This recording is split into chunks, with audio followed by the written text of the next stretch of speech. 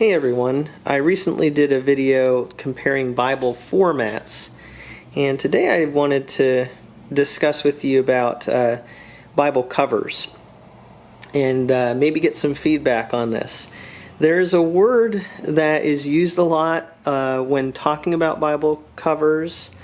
So I'm talking about the cover that's over the Bible, the text block. I'm not talking about cases that you hold the Bible in. I'm actually talking about the covers themselves here. And the word that's used is soft. You'll hear people maybe ask about whether a cover is soft, or maybe even a Bible reviewer will talk about a cover being soft. Now, I specifically want to talk about leather covers, and all of these that you see here are leather. And so the word soft, when I think about leather, often doesn't really go together for me in my experience. And that's why I wanted to bring up that word. And what do you think? I mean, when someone says, is this cover soft? To me, the word soft, I think of like a pillow or maybe a bed sheet that you would call soft. And I never think of leather as being soft, although I kind of get what they mean by that. I do. And I'm not trying to be nitpicky. I just, when I think about these leather covers, I'm not sure that's the best description. I would tend to say that there are words like coarse and smooth and stiff and flexible that are better at contrasting and differentiating between these different covers. So these two here, we'll start off with these on this side. These are genuine leather. And genuine leather, this is an ESV thin line. This is very coarse. And it has a paste down liner which makes it less flexible. It's a little stiffer. It's not like a hard cover, so you can bend it some. But it has kind of a stiffness to it, and like I said, very coarse, very pronounced green. So it looks nice, although I think the spine, because it's so coarse, that the stamping doesn't come out quite as nicely there. But it's okay.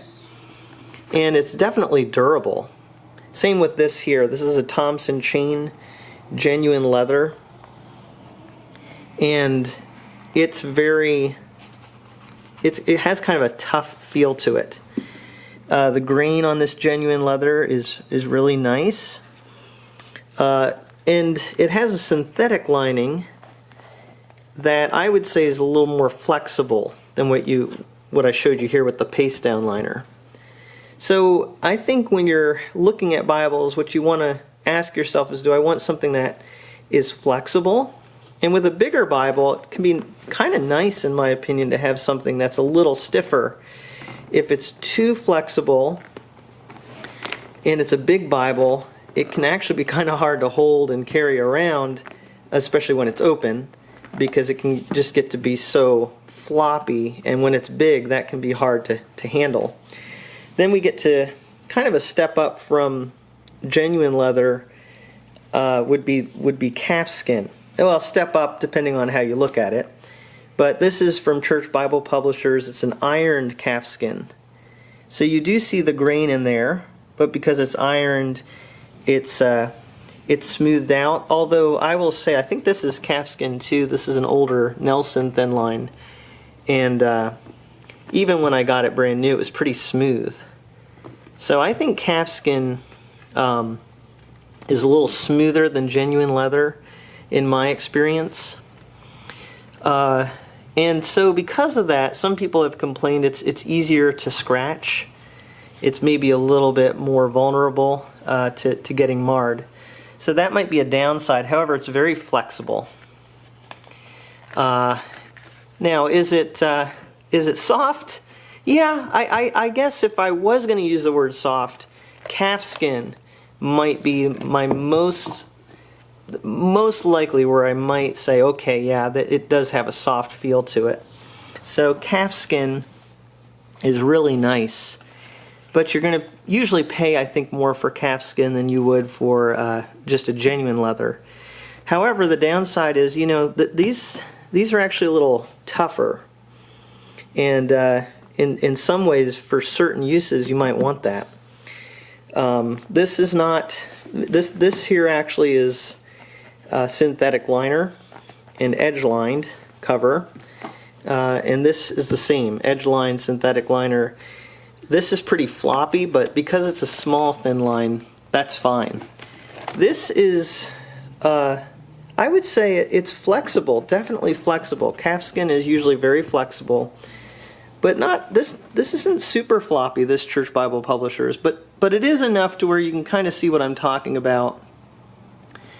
It does maybe flop a little much, so it could be a little harder to hold, but that's a big Bible, so I wouldn't consider that overly floppy. Anyway, flexible. That's how I would describe calfskin. Durable is how I would describe genuine leather, and kind of tough, which has a good side to it. And then finally we have goatskin, which is, I think, becoming the thing that you see in the high-end Bibles, goatskin covers, and this is the Schuyler goatskin leather cover with a leather liner. This is a Nelson Premier collection, and it is, again, a goatskin cover with a leather liner. So very well made, higher end covers. So again, how would I describe this? Would I use the word soft? Some people do, but I don't know. Soft is not exactly the word that comes to mind. I would say it feels really durable, especially this Schuyler. It reminds me a little bit more of a genuine leather cover than the calfskins that I have, but it is more flexible. So I can see why it would be higher end. It's probably the best of both worlds. And this is a leather liner. Synthetic liners sometimes can allow the leather to be even more flexible. But I would say this is pretty flexible. And obviously, depending on how much you use it, how much you're breaking it in, that can make a difference. This gets a moderate amount of use. But the grain, you can see, is very pronounced. Again, reminds me of genuine leather on this one. And it's pretty flexible. But it's not so flexible that it's super floppy. And so I would say is kind of in between the calfskin and the genuine leather in terms of how floppy and flexible it is. Now with the Nelson goatskin, I think you're getting something a little different here. Some people have pointed out it's from China, and so maybe the goatskin that they're using is a bit different than in some of the other companies. I don't have an Allen to compare, so someone could comment on what their goatskin is like. But this goatskin here in the Nelson is very flexible. Even with that leather liner, it's very flexible. It's very smooth, and so it almost reminds me a little bit more of a calfskin, but not so smooth. Again, it's a little bit little less likely to scratch, I would say. And people have commented on these that these are very flexible covers. That might again be where people would use the word soft, and it is a little bit of a squishy feel to it. And so I don't know what words to use other than flexible, smooth to describe this, and therefore very floppy. And with this size Bible, it can be a little bit of an issue trying to hold it in one hand. But if you're holding it in two hands, or you have it set down on a desk, or maybe you like to fold your Bible over and hold it with one hand with it folded all the way over, this Bible is fine for that.